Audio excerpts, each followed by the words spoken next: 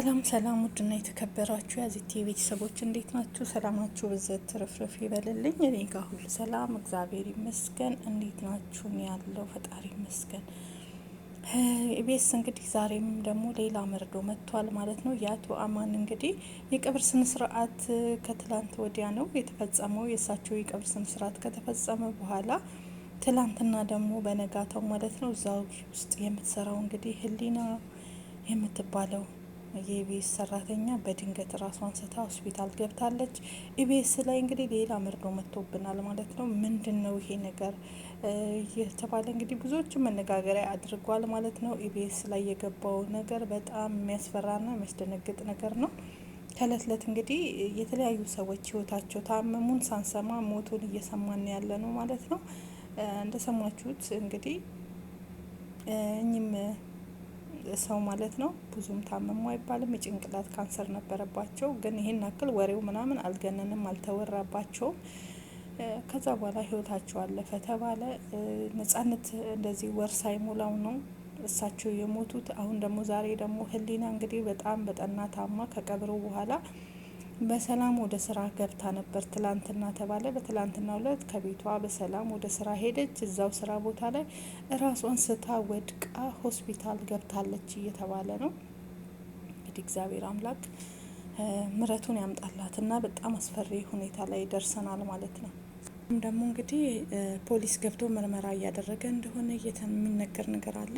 እስኪ መረጃውን ላስገባላችሁ፣ ሁላችሁም ስሙት። እጅጉን መበራከታቸውን እንደኛም እንደ ሌላ ሰዎችም ትክክል ነው ብዬ አስባለሁ። ዛሬ ደግሞ በኢቢኤስ ቤት ተፈጠረ ተብሎ የተነገረን በውስጥ በኩል የተላከልን ደብዳቤና መረጃ አለን። ይህ መረጃ እንደዚህ ነው። በዛሬው ዕለት በኢቢኤስ ቤት በጉዳይ አስፈጻሚነት የምትሰራ ህሊና የምትባል ሴት ራሷን ስታ ዛሬ ሆስፒታል መግባቷንና በከፍተኛ ሁኔታ ውስጥ ችግር ውስጥና በሽታ ውስጥ እንደምትገኝ የበሽታው ምክንያትና ሁኔታው ምን እንደሆነ ሙሉ በሙሉ እስካሁን እንዳልተጣራና ሆስፒታል መግባቷና በከፍተኛ ሁኔታ የታመመች መሆኗ መረጃ ወጥቷል። ይህንን ተከትሎ ብዙዎቹ ነገሩን ለመቀባበል እየሞከሩት ነው። በኢቢኤስ ቤት ምን አይነት ጉድ ነው የተፈጠረው የሚሉ ሰዎች አሉ። ትላንትና ውሏ ደህና እንደነበረና ዛሬ ግን ከስራ መልስ ከፍተኛ የሆነ አደጋ ደርሶባትና ታማ ወደ ሆስፒታል መግባቷ መረጃዎች ይወጡ ይገኛሉ። ይህንን ተከትሎ ደግሞ ከዚህ በኋላ በኢቢኤስ ቤት የሚቆየው ሁሉም ሰው የራሱን ጥንቃቄ ማድረግ እንዳለበትና እያንዳንዱ ሰውን እየተከተለ ለማጥቃት የሚፈልግ ኃይል ያለ እስከሚመስል ድረስ ነገሮች ውስብስብና ግራ አጋቢ ሆነው እየቀጠሉ ይገኛሉ። ሊና እዛ ቤት በመስራት ረጅም ዓመታቶችን እዛ እንደቆየችና በጉዳይ አስፈጻሚነት ስራውን እየሰራች እንደሆነች ቢታወቅም ነገር ግን ዛሬ ባለችበት ሁኔታ ህመም ተሰምቷት ወደ ሆስፒታል መግባቷንና የደረሰባት ነገር ምን እንደሆነ እስካሁን እንዳልተጣራ፣ በዚህ መካከል ሐኪም ቤት ሆና ክትትል እያደረገች እንደሆነ ይታወቃል። በሰላም ከቤቷ መውጣቷንና ከዛ ቀጥሎ ደግሞ አሁን ባለችበት ሁኔታ ሐኪም ቤት መሆኗ ይታወቃል። ይህንን ተከትሎ በኢቢኤስ ቤት የሚፈጠሩ ነገሮች እንደዚህ ቸል ብሎና በዝምታ መመልከት ልብ ሰባሪና አሳዛኝ እየሆነ ይቀጥላል የሚሉ ሰዎች ተበራክተዋል። አሁን ባለን መረጃ መሰረት ትላንትና የአማን ፍስሐ ጽዮን እልፈትና ቀብር ስነስርዓት ሙሉ በሙሉ ከተፈጸመ በኋላ በኢቢኤስ ቤት አሁን የተሰማው መርዶ እጅግ አሳዛኝ ነው። የሊና ሁኔታ አሁን ባለችበት ሁኔታ ከባድ እንደሆነና ቀጥሎ ባለው ሁኔታ ደግሞ የምርመራ ሂደቷ እንደሚቀጥልና ምን አይነት ነገር ሆኖ ነው እዚህ ደረጃ የደረሰችው የሚለውን ቀጥሎ የጤና ተቋማት ምርመራ መጀመራቸው፣ በመቀጠል ደግሞ ፖሊስም ጉዳዩን ለማጣራት ከዚህ በኋላ በኢቢኤስ ቤት ጉዳይ ላይ መንቀሳቀስ እንዳለበት ፍንጭ ሰጪ ነው የሚሉ ሰዎችም ተበራክተዋል። በኢቢኤስ ቤት አሁን እየተሰሙ ያሉ መርዶዎች እንደዚህ ከቀጠሉ የቴሌቪዥኑ መጨረሻ ወይም ማሰራጫው ምን አይነት ደረጃ ላይ ደርሶ የሚቀጥል እንደሆነ ጥያቄና ጥርጣሬ ውስጥ የከተተ እያንዳንዱ ሰራተኛ ከዚህ በኋላ በጥንቃቄ ራሱን በመጠበቅና የሚበላውን የሚጠጣውንም ነገር በጥንቃቄ ማየት አለበት የሚሉ ሰዎችም ተበራክተዋል። ስለዚህ በኢቢኤስ ቤት ላይ የተንቀሳቀሱ ያሉ ነገሮች እንደናንተ ምልከታና ሀሳብ ምን ሊሆን ይችላል? ፈጣሪ ሰዎችን ይጠራል። የተለያየ አቅጣጫ ሰው ሊሞት ይችላል። ነገር ግን አንዳንድ ጊዜ ችላ ባንልና አርቲስቶቻችን ወይም የሙዚቃ ሰዎች ቀጥሎ ደግሞ ሚዲያ ላይ የሚሰሩ ሰዎች ህልፈታቸው ወዳጆቼ እንዲሁ በአጋጣሚ ሊሆን የሚችል አይደለም። እንግዲህ እንደሰማችሁት በጣም በሚያሳዝን ሁኔታ ነው እንግዲህ ያሳዝናል። የእውነት ከእለት እለት ኢቢኤስ ላይ እንዲህ አይነት አደጋዎች እንግዲህ በጣም የሚያሳዝኑ ናቸው። አርቲስቶች፣ የሚዲያ ሰዎች ግን በተከታታይ ሲሞቱ መነሻቸው ምናቸው አይታወቅም እና ኢቢኤስ ውስጥ የገባውን ነገር እግዚአብሔር ይገስጸው ብቻ። ሁላችሁ በጸሎት እንትን በሉ። የእውነት እኔ ፈራውኝ። አሁን ኒውናስ አሉ፣ ሌሎች ብዙ ምንወዳቸው አሉ። የእነሱን እጣ ፋንታ አስቡት ማለት ነው። በዚህ አይነት እንግዲህ እሳቸው ከሞቱ ከሳምንት በኋላ ነው ከትላንት ወዲያ ነው እንግዲህ የቀብር ስነ ስርዓታቸው እንትን ያለው። እሳቸውን ቀብራ ቤቷ በሰላም ገብታ ከዛም ጠዋት ተነስታ ወደ ስራ ከተመለሰች በኋላ ነው ህሊና እንግዲህ ከቤቷ በሰላም ስራ ገባች። እዛው ስራ ቦታ ሄዳ ነው ፌንት ነቅላ ወደቀች። ሆስፒታል ገብታ ምንነቱ አልታወቀም እና ፖሊስም ምርመራ እያደረገ ነው። እና ይሄ ነገር እንዴት ነው? አያሳስብም ወይ? በጣም ያሳዝናል። ከባድ ነው። ብቻ ለሞቱት ነፍስ ይማር፣ ላሉትም እግዚአብሔር አምላክ መጽናናቱን ያድልልን። ያሉ ሰዎች ናቸው ሊያግዙን የሚችሉት። አሁን ባለው ሁኔታ ግን እንደምታዩት እዚህ መኪና ውስጥ ካሉ ሰዎች አንደኛዋ ሞታለች፣ አንደኛው ክሪቲካል ኮንዲሽን ላይ እንዳለች ሰምቻለሁ። ይሄን አደጋ የሰማን ሰዓት ዜናውን የሰማነው ፈይሳ ሌሊሳ ጠጥቶ ሲያሽከረክር አደጋ አደረሰ የሚል ነበር የሰማነው ዜና። ይህን ዜና ከሰማን በኋላ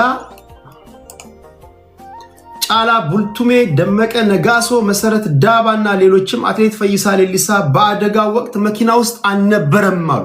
አልሰማችሁም? ፈይሳ መኪና ውስጥ አልነበረም ብለው ተከራከሩ። መኪናውን ሲያሽከረክር የነበረውም ወንድሙ ነው ብለው ጻፉ። ፈይሳ በማግስቱ መጣና የተላጠውን ግንባሩን አሳይቶ የሚከተለውን ጻፈ።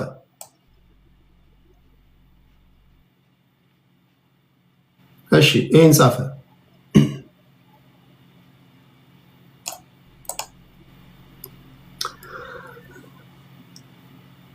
አደጋዎች በድንገት ይከሰታሉ።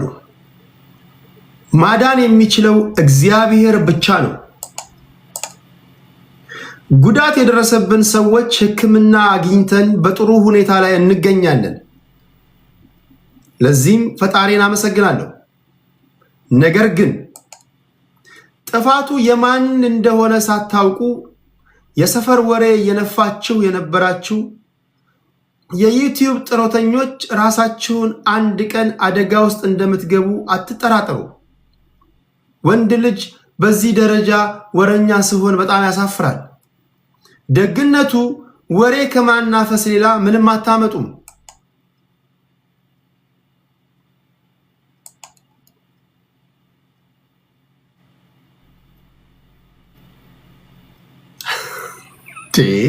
ሰው ሆስፒታል አልጋ ላይ ሆኖ ይዝታል እንዴ?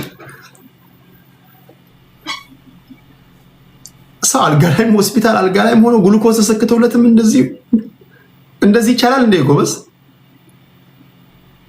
ተሰክናለህ እኮ የሆነ አደጋ አድርሰህ ከሆነ የሆነ ብለ ምንም አታመጣ ማን ምን ያመጣል? ነው ሰው እኮ አይደለም ምንም ያመጣው እግዚአብሔር ነው እኮ እግዚአብሔር ነው። ከሰው እኮ አይደለም።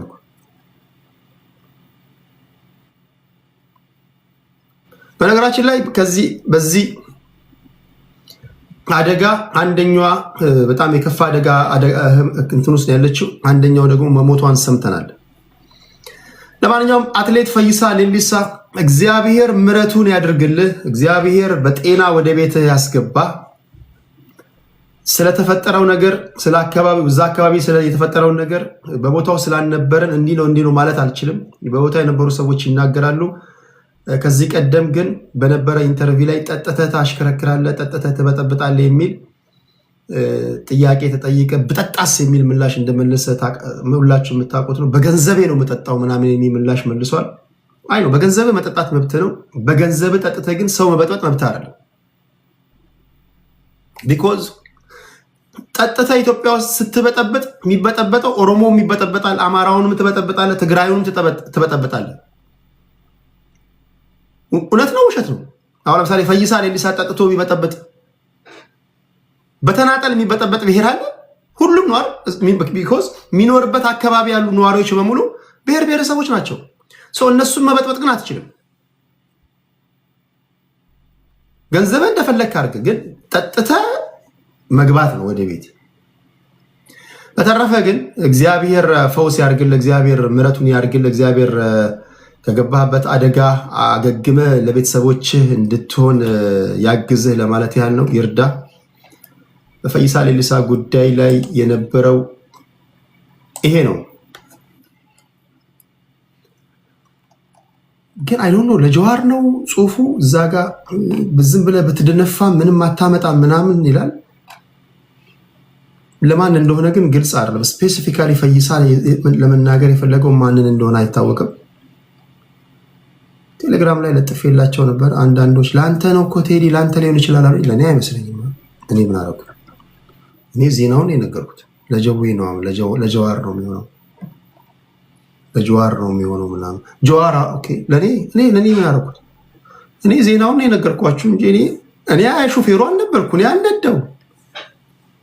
ዜናውንም የነገርኳቸው ቢኮዝ ኢዝ አ ፕሮሚናንት ፐርሰን። የትም ዓለም ላይ ቢሆን እኮ ዜና ነው። ፈይሳ ሌሊሳ መኪና ሲያሽከረክር አደጋ አደረሰ ቢባል እንግሊዛዊም ብትሆን ዜና ነው። ፈይሳ ካሜሮናዊም ብትሆን ዜና ነው። አሜሪካዊም ብትሆን አሜሪካ ነጮች ዜና ያደርጉታል። ቢኮዝ ዩ አር ፕሮሚናንት። አንድ ያልገባችሁ ነገር ታዋቂ ሰው ባትሆኑ ምንም ብታደርጉ እኮ ዜና አይደለም። በአሁን ሰዓት በዚህ ሰዓት ላይ ብዙ የመኪና አደጋ እያደረሱ ያሉ ሰዎች አሉ። ስለነሱ ዜና አድርጎ የሚጽፋል። ለምሳሌ እንግሊዝ ሀገር እግር ኳስ ተጫዋቾች መኪና ጠጥተው ሲያሽከረክሩ ወይም ደግሞ ሲያሽከረክሩ አደጋ ካደረሱ የትራፊክ መብራት